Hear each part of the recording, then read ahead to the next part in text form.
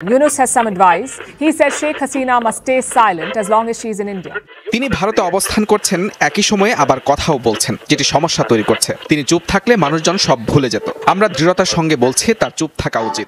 In an interview with PTI, speaking from his official residence in Dhaka, Yunus criticized Hasina for making political statements while in India.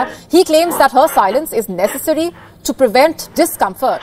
Bharat থেকে বাংলাদেশের সাবেক প্রধানমন্ত্রী শেখ হাসিনার রাজনৈতিক মন্তব্য করা অবন্ধু সুলভ আচরণ বলে মন্তব্য করেছেন অন্তর্বর্তী সরকারের প্রধান উপদেষ্টা ডক্টর মোহাম্মদ ইউনূস।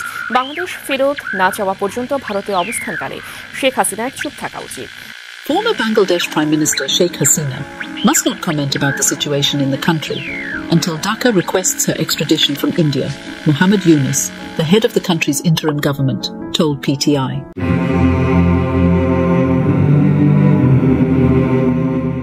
ডক্টর ইউনূস বাক স্বাধীনতাতে কি বিশ্বাস করে না?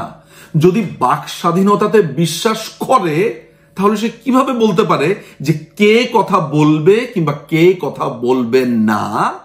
মাননীয় প্রধানমন্ত্রী ভারতে থাকা অবস্থাতে কোনো প্রকাশ্য বিবৃতি দিয়েছেন কিনা জানি না, কোনো কলাম লিখেছেন কিনা জানি না, বা কোনো ভাষণ দিয়েছেন কিনা তাও আমরা জানি না। এখন পর্যন্ত আমার জানা মতে আমি দেখিনি। ধরা যাক তিনি ভাষণ দিয়েছেন, বিবৃতি দিয়েছেন, কথা বলেছেন, কলাম লিখেছেন, হোয়াট এভার ইট ইজ। আমার কথা হচ্ছে ডক্টর মোহাম্মদ ইউনূস বাংলাদেশের আইন অনুযায়ী কিংবা পৃথিবীর, আমি যদি সারা পৃথিবীরও আমি বাক স্বাধীনতার যে স্ট্যান্ডার্ড যে ফ্রেমওয়ার্ক আছে সেইটাও যদি ধরি, তিনি কাউকে বলতে পারেন কিনা যে অমুককে চুপ থাকতে হবে। অর্থাৎ প্রধানমন্ত্রী কথা বলতে পারবেন না, মাননীয় প্রধানমন্ত্রী শেখ হাসিনা কথা বলতে পারবেন না, এইটার জন্য হুমকি দিচ্ছে। আর এই লোকটা একসময় বলতো দেশে বাক স্বাধীনতা নাই, আমি অমুক জায়গাতে আছি, আমাকে এই করা হচ্ছে, সেই করা হচ্ছে, আমাকে কোর্টে নিয়ে কষ্ট দেওয়া হচ্ছে, নানান ধরনের কথাবার্তা।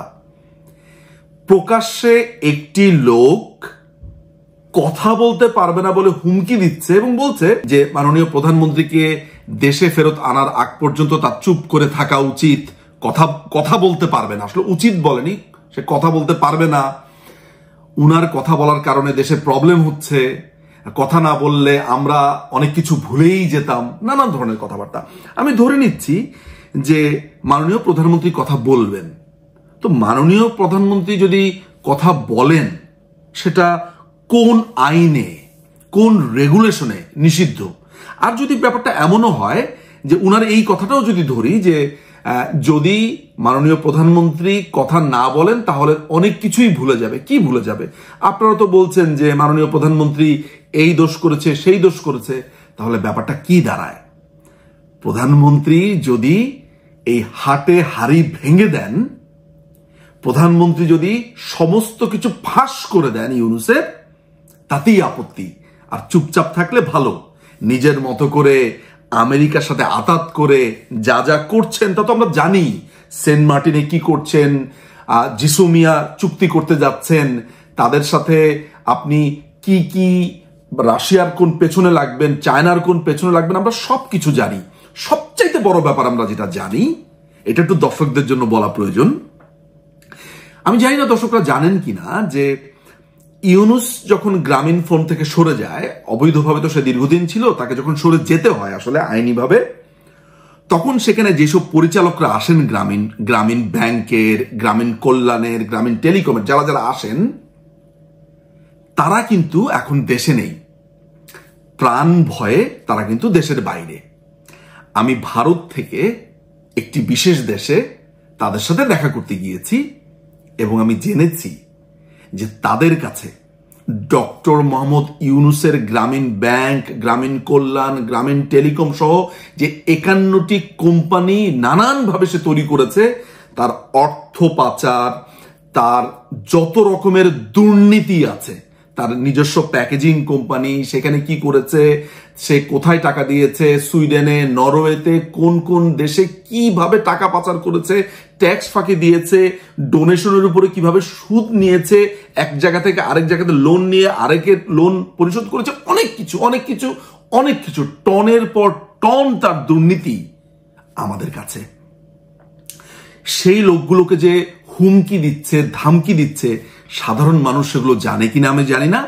আসবো খুব শীঘ্রই, এইসব সমস্ত প্যান্ডোরার বাক্স ওপেন হয়ে যাবে। কিন্তু আবারও আমি বলছি যে ডক্টর ইউনূস বাক স্বাধীনতাতে কি বিশ্বাস করে না? যদি বাক স্বাধীনতাতে বিশ্বাস করে তাহলে সে কিভাবে বলতে পারে যে কে কথা বলবে কিংবা কে কথা বলবে না? এইটা ডিরেকশন কি ইউনূস দিতে পারেন?